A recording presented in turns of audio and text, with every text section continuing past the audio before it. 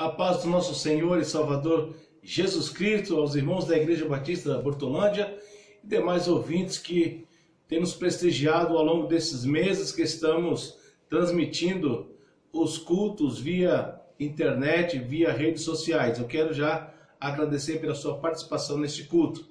Irmãos, nós estamos trabalhando dentro de um tema, Palavras de Jesus, mas antes mesmo de irmos ao texto, gostaria de avisar os irmãos, pedir aos irmãos que continuem orando pela vida do nosso irmão Valmir, que está internado, da irmã Deocleciana, que também se encontra internada, orar pela vida do nosso irmão Israel, que sofreu um acidente doméstico, machucou o joelho, torceu o joelho. Estão pessoas que carecem das nossas orações, a neta da irmã Dior, André, que ela possa também ser guardada e protegida pelo Senhor, que os problemas que ela tem possam ser resolvidos. Demais irmãos que você conhece, também não esqueça de estar orando e também agradecendo ao Senhor tantas bênçãos que Ele tem derramado sobre cada um de nós, cada um dos membros da Igreja Batista de Hortolândia, e pedimos ao Senhor que estenda a bênção até você que nos ouve aí do outro lado da tela. Vamos aqui então à mensagem dessa noite, domingo, dia 14 de junho, Palavra de Jesus, Marcos capítulo 11, versículos de 23 a 26. O Senhor nos diz assim: Eu lhes asseguro que se alguém disser a este monte, levante-se e atire-se no mar, e não duvidar em seu coração, mas crê que acontecerá o que diz, assim lhe será feito. Portanto, eu lhes digo, tudo o que vocês pedirem em oração, creiam que já o receberam, e assim lhes sucederá. E quando estiverem orando, se tiverem alguma coisa contra alguém, perdoem-no, para que também o Pai Celestial lhes perdoe os seus pecados. Mas se vocês não perdoarem, também o seu Pai, que está no céu, não perdoará os seus pecados. Que o Senhor nos abençoe nesta noite. Vamos falar sobre as últimas instruções, o poder, a fé, o perdão e o reino dos céus. Vamos orar. Obrigado, Senhor, por mais estes momentos que iremos passar aqui, ouvindo a Tua voz falar aos nossos corações. Aceita, Senhor Deus, o nosso culto, a nossa adoração nesta noite, que possamos ser impactados pela Tua palavra. Pedimos nesse período de intercessão, pela vida do nosso irmão Valmir, da nossa irmã Deocleciana, do nosso irmão Israel, também da nossa irmã Andréia, que eles possam ser consolados, protegidos, guiados, curados pelo Senhor. E tudo seja sempre conforme a Tua santa e bendita vontade. O nosso desejo é que o Senhor possa agir em favor de cada um deles. Demais irmãos que estão enfermos, nosso clamor ao Senhor. Fica com os nossos irmãos idosos. Cuida, Senhor, de cada um deles. Abençoa a Tua igreja que está espalhada neste momento e que ela seja, Senhor, um canal, um veículo, uma luz aonde quer que cada irmão esteja, seja no trabalho, seja em suas casas. Pedimos mais uma vez por esta nação, pelos poderes constituídos, que o Senhor possa abençoá-los ricamente nesta noite através desta oração.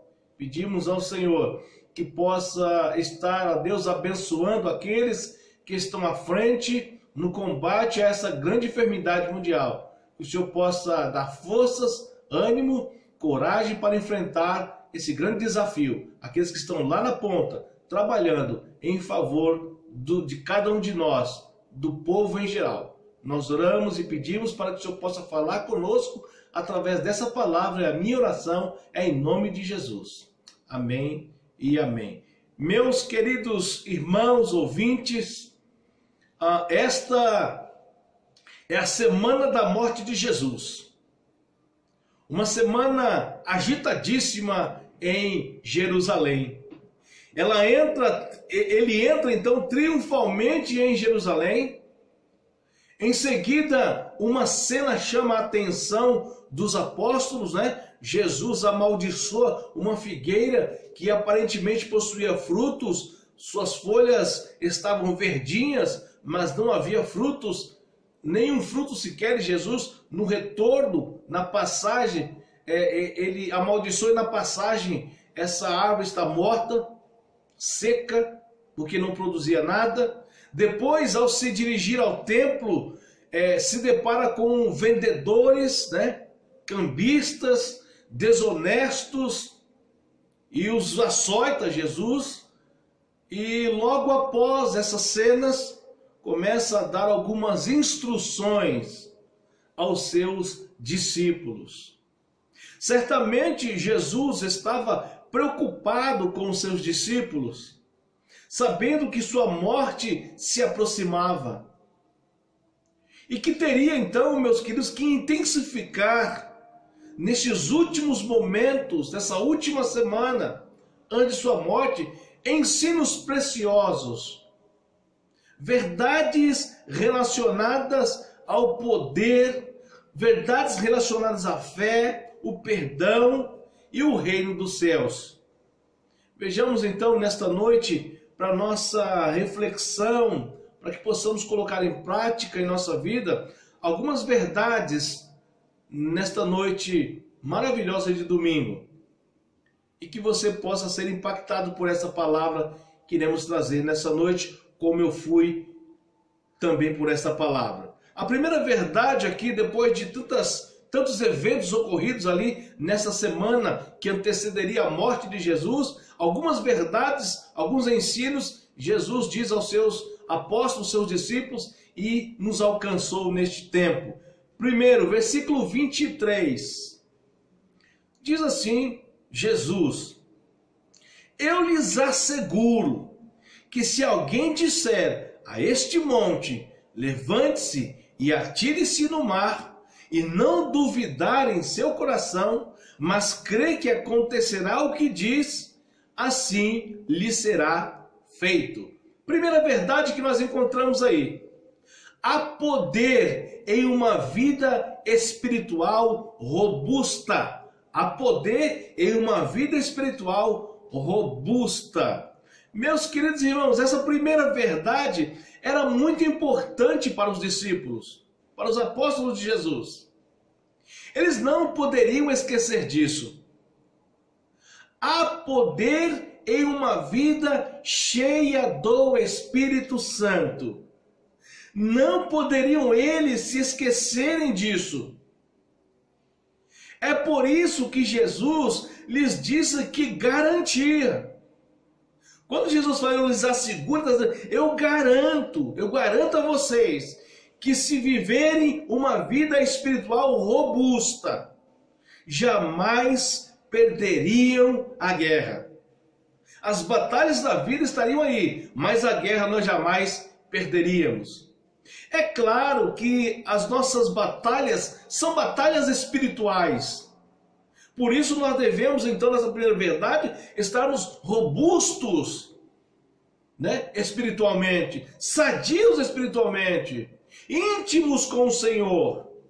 Quando o apóstolo Paulo escreve a carta aos irmãos de Éfeso, ele convoca então a igreja a uma luta espiritual travada nas regiões celestiais. Jesus usa de uma metáfora aqui, quando fala sobre o poder que temos em nossas mãos. Obviamente, meus queridos ouvintes, irmãos, Jesus não está dizendo literalmente que se dissermos ao monte para ele se levantar e se atirar ao mar, isso acontecerá, ou aconteceria naquele contexto. Mas quer dizer que há poder em uma vida espiritual robusta, cheia do Espírito Santo de Deus. Também, meus queridos ouvintes, irmãos, podemos crer que Jesus está dizendo que há poder em nós que muitas vezes nem imaginamos, e que as lutas serão travadas, sim, serão travadas, mas que jamais seremos vencidos. Isso seria uma realidade muito mais clara para eles quando, ao terceiro dia, o próprio Jesus se levantaria dentre os mortos, mostrando a eles o poder de Deus. E que, meus queridos ouvintes e irmãos, e que valeria a pena uma vida espiritual robusta em Deus. Ah, meus queridos, quando há em nós uma vida espiritual robusta, as montanhas que se apresentam diante de nós serão vencidas. E não importa o tamanho dessas montanhas. O que Jesus está de fato dizendo aqui, nesse versículo 23, é que há poder, há um enorme poder, quando a nossa vida espiritual está cheia do Senhor, cheia do poder. Quando Ele diz que nós teríamos poder para remover montanhas, Ele está dizendo que quanto mais robusto nós formos espiritualmente, fortes espiritualmente, nós seríamos capazes, não de uma maneira literal, mas de uma maneira figurada, de transportar os montes de um lugar para outro. Isso é muito importante. Por isso que nós devemos ter esse poder, espiritual, essa vida espiritual com Deus, para podermos vencer todas as montanhas que se apresentarão diante de nós. O que Jesus está dizendo para os seus discípulos, para os seus apóstolos, é que montanhas se apresentariam diante de nós, mas se nós estivermos sintonizados, tendo fé no Senhor, sendo robustos numa vida espiritual autêntica, nós seremos capazes de remover todas as adversidades de nossa vida. Essa é a primeira verdade que o Senhor nos traz nesta noite. E como trouxe para aqueles irmãos, aqueles apóstolos, um pouquinho antes da morte do nosso Senhor e Salvador Jesus Cristo. Há uma segunda verdade. Há uma segunda verdade incontestável que nós queremos trazer nessa noite. Versículo 24. Portanto, diz Jesus, eu lhes digo, tudo que vocês pedirem em oração, creiam que já o receberam e assim lhes sucederá. A segunda verdade dita por Jesus, palavras de Jesus aos seus seguidores, a nós, é que a fé move o coração de Deus e muda situações adversas. Temos que crer nesta segunda verdade. A fé move o coração de Deus e muda situações adversas. Jesus aqui usa a figura de linguagem para ensinar acerca da fé e da sua capacidade de mover o coração de Deus e ainda do poder de mudar situações adversas. Deus, meus queridos ouvintes, irmãos, é poderoso para fazer qualquer coisa, mesmo que Ele não faça. Vou repetir, Deus é poderoso para fazer qualquer coisa, mesmo que não faça. E a nossa fé tem essa capacidade, se for da vontade dele, de mover as situações que estão diante de nós, contraditórias. Isso precisa ser tão cristalino para nós, como foi para eles, como água. Não poderiam seus discípulos terem dúvidas quanto a isso. A fé deve ser um motor, meus queridos, que movimenta todo o nosso ser. E olha que informação temos aqui, diante de nós. A nossa fé tem o poder de mover o coração de Deus e assim, podendo mudar circunstâncias contrárias ou prejudiciais a nós. Isto mesmo, meus queridos, é isto mesmo que o versículo 24 nos traz de informação, de verdade. A fé leva-nos à presença de Deus, e se pedirmos algo que seja de fato necessário a nós, ou por pedido nosso ou de outros, Deus nos atenderá. É exatamente por isso que Jesus disse que tudo que nós pedirmos a Ele em oração, deveríamos crer, e se crendo, nós já receberíamos. Essas palavras foram revigoradoras aos apóstolos e discípulos de Jesus. Ouvir de Jesus essa garantia, ele diz: e eu garanto a vocês, de que tudo que vocês pedirem em oração, creiam que já receberam e assim lhes sucederá. Foi algo, meus queridos, extremamente impactante aqueles homens ouvirem isto, pois eles saberiam que não ficariam desamparados, lembrando que Jesus está indo em direção à cruz. Na verdade, meus queridos, teriam a certeza de que o Senhor estaria com eles em qualquer situação, bastando usar a ferramenta certa ou as ferramentas certas, nesse caso, a fé e a oração. Portanto, meus queridos, a oração com fé move o coração de Deus. Portanto, a oração com fé move o coração de Deus e, mais importante ainda, muda situações adversas que se apresentam diante de nós. Por isso ele diz que nós temos o poder de remover montanhas, exatamente porque a oração e a fé move o coração de Deus. Isso aqui é muito importante para nós. Mas tem uma outra verdade, que é a terceira verdade, versículo 25. E quando estiverem orando, nessa oração com fé, se tiver alguma coisa contra alguém, perdoem-no, para que também o Pai Celestial lhes perdoe os seus pecados.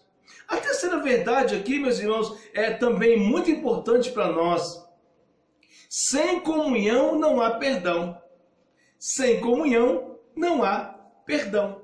É muito claro o versículo 25.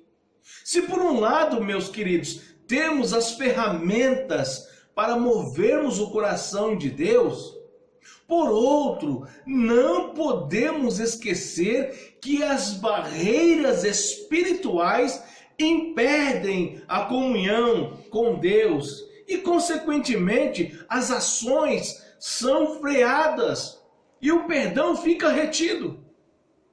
Que coisa importante sabermos disso. Olha, o pecado é uma barreira espiritual que impede a comunhão com Deus e, consequentemente, as ações são freadas e o perdão fica retido. Pois bem, que verdade Jesus quer ensinar aqui? Por mais que os discípulos tivessem fé e orassem ao Pai Eterno, não seriam atendidos. E o que Jesus quer ensinar aqui? É como se houvesse, meus queridos ouvintes, um rompimento ou uma parede que separa ou separava as ações de Deus. É como se houvesse então esse rompimento ou essa parede. Meus queridos, as relações devem ser, então, nesse sentido, verticais e horizontais.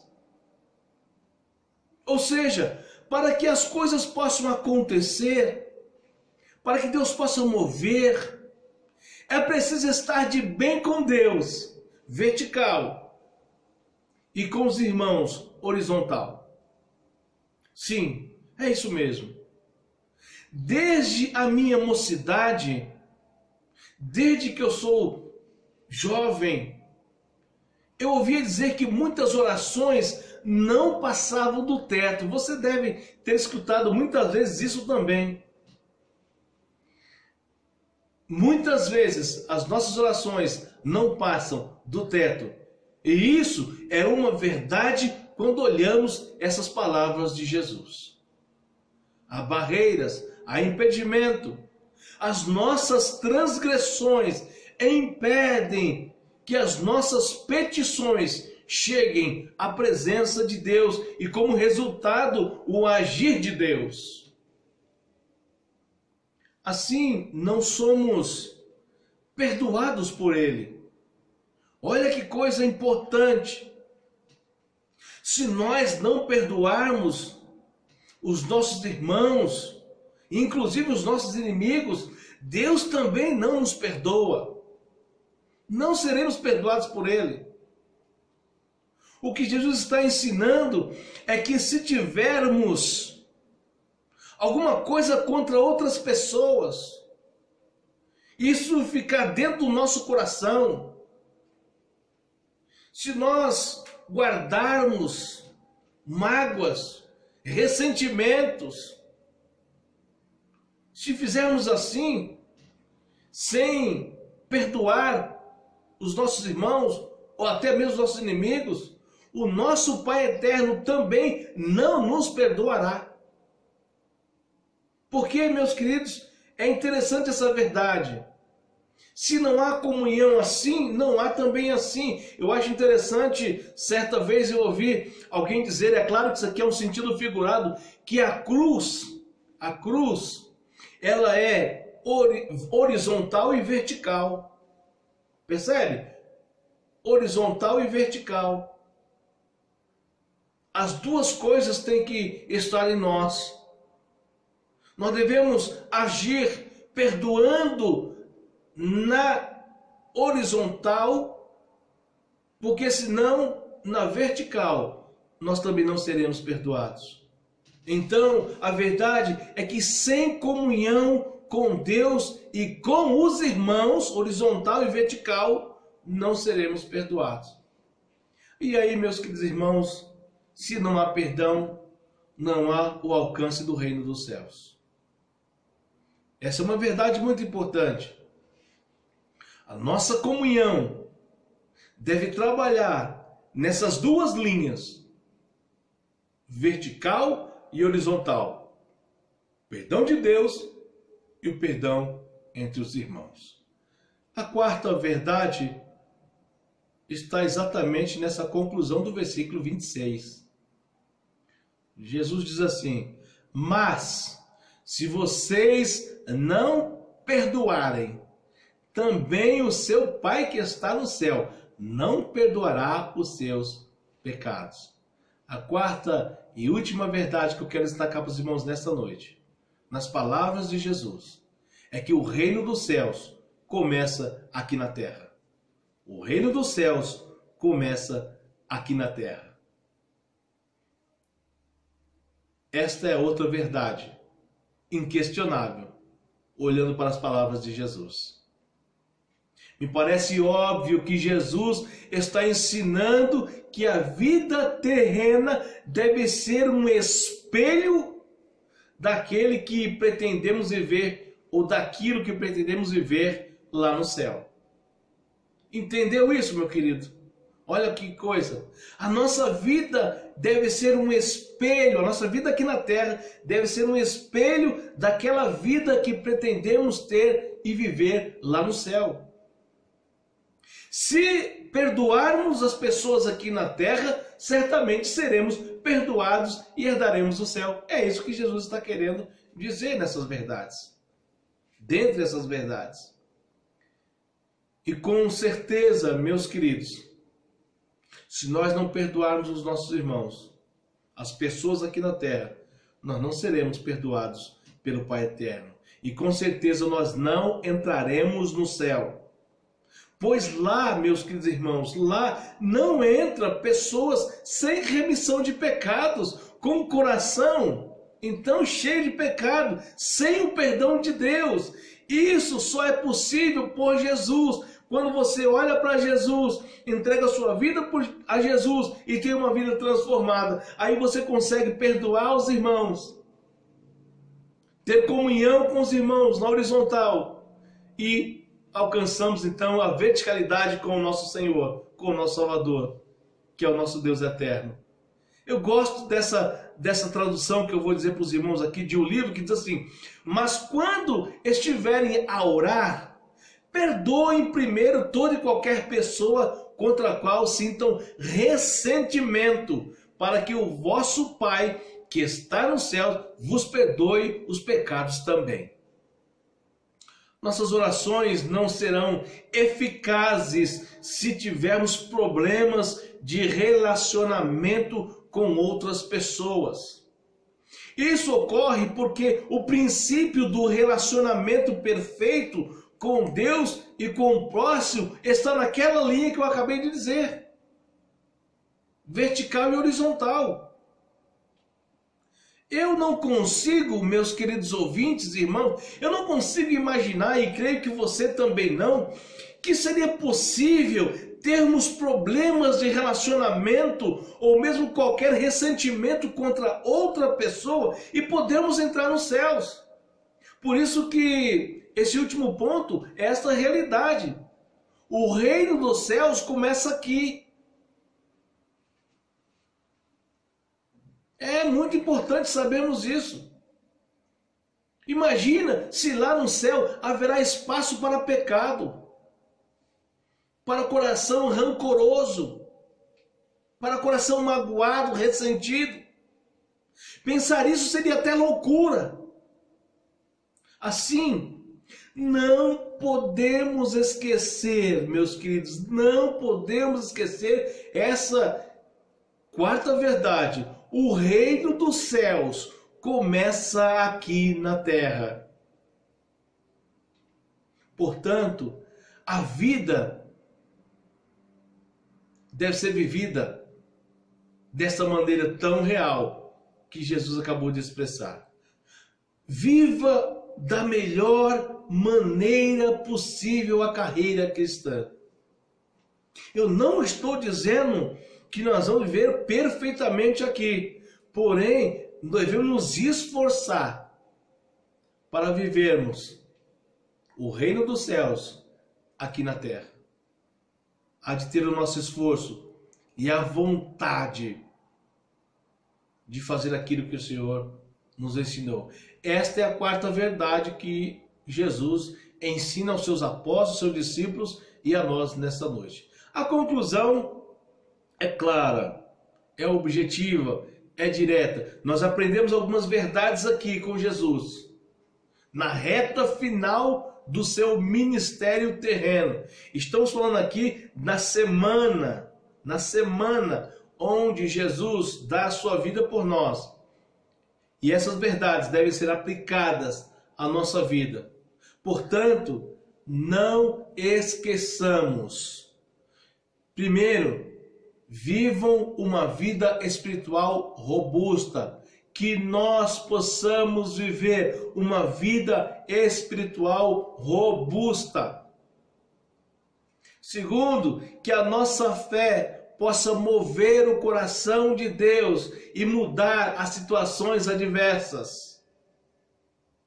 Terceiro, que sem comunhão com os irmãos não há perdão. Se vivemos aqui, meus irmãos, com o coração cheio de mágoa, de rancor, cheio de pecado, Deus também não nos perdoará. E assim não herdaremos o reino. Sem comunhão, o pecado forma uma barreira, um abismo que nos separa de Deus. E se continuarmos sem perdoar nossos irmãos, também não seremos perdoados. Se, consequentemente, não herdaremos o reino dos céus.